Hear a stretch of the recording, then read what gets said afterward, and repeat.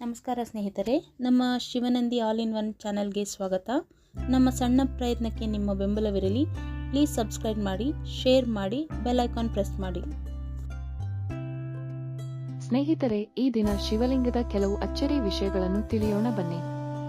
ಶಿವನನ್ನು ಲಿಂಗದ ರೂಪದಲ್ಲಿಯೇ ಏಕೆ ಪೂಜಿಸುತ್ತಾರೆ? ಶಿವನಿಗೂ ಈ ಶಿವಲಿಂಗಕ್ಕೂ ಇರುವಂತಹ ಹಲವಾರು ಕುತೂಹಲ ವಿಷಯಗಳನ್ನು ತಿಳಿಯೋಣ ಬನ್ನಿ. ಈ ಭೂಮಿಯ ಮೇಲೆ 12 ಜ್ಯೋತಿರ್ಲಿಂಗಗಳಾಗಿ ವಿಭಜಿಸಿದ್ದಾರೆ.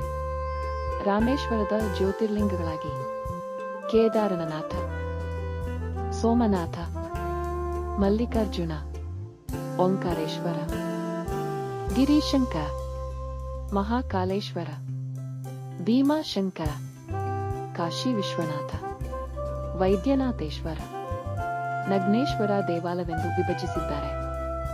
ಶಿವಲಿಂಗ ಕೇವಲ ಹಿಂದೂ ಪರಿಕಲ್ಪನೆಯಲ್ಲ. ಶಿವಲಿಂಗದ ಪೂಜೆಯನ್ನು ಯುರೋಪಿಯನ್ ದೇಶಗಳಿಗೆ ಪರಿಚಯಿಸಿದ ರೋಮನ್ನರು ಲಿಂಗವನ್ನು ಪ್ರಯಪ ಎಂದು ಕರೆಯುತ್ತಿದ್ದರು.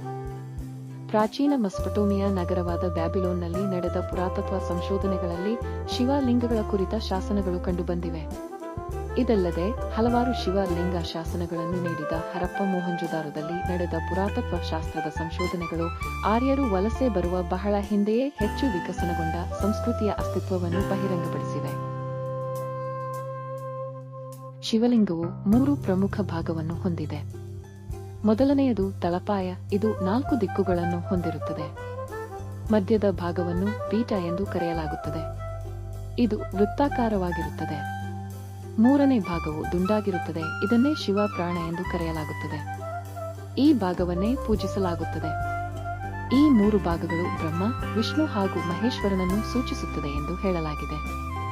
ಪ್ರಾಣ ಭಾಗದಲ್ಲಿ ಮಾಡುವ ಪೂಜೆ, ಅಭಿಷೇಕವು ಪೀಠ ಭಾಗಕ್ಕೆ ತಲುಪಿ ಹೊರಹೋಗುತ್ತದೆ.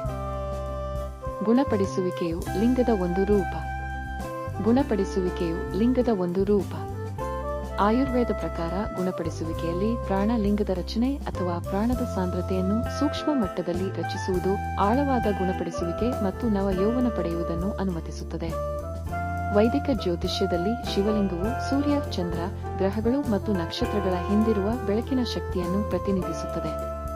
ವಾಸ್ತುಶಾಸ್ತ್ರದಲ್ಲಿ ಶಿವಲಿಂಗವನ್ನು ಕಾಸ್ಮಿಕ್ ಶಕ್ತಿಗಳ ಮಾರ್ಗವಾಗಿ ಮನೆಯಲ್ಲಿ ಆಧ್ಯಾತ್ಮಿಕ ಮತ್ತು ಪ್ರಮುಖ ಶಕ್ತಿಯನ್ನು ಸ್ಥಿರಗೊಳಿಸಲು ಬಳಸಲಾಗುತ್ತದೆ.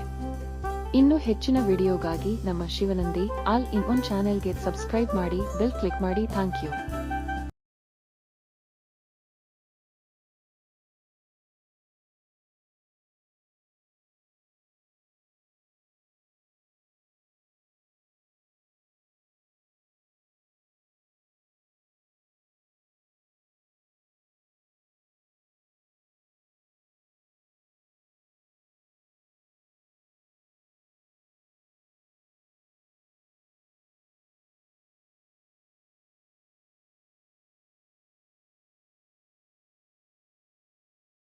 ಪೂಜೆಗೆ ಅನರ್ಹರು ಎಂದು ಶಾಪ ನೀಡುತ್ತಾನೆ ಮತ್ತು ವಿಷ್ಣುವಿನ ಪ್ರಾಮಾಣಿಕತೆಗೆ ತನ್ನ ಸರಿಸಮಾನ ಸ್ಥಾನದ ವರ ನೀಡುತ್ತಾನೆ.